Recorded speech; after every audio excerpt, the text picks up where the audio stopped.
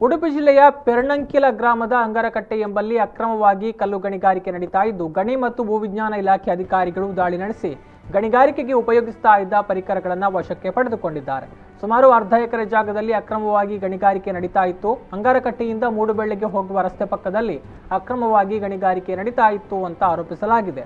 ಜಯಪ್ರಕಾಶ್ ಕಾಮತ್ ಎಂಬುವರ ಹೆಸರಿನಲ್ಲಿ ಗಣಿಗಾರಿಕೆ ನಡೀತಾ ಇದ್ದು ಸ್ಥಳೀಯರು ವ್ಯಾಪಕವಾಗಿ ಆಕ್ರೋಶ ವ್ಯಕ್ತಪಡಿಸಿ ದೂರು ನೀಡಿದರು.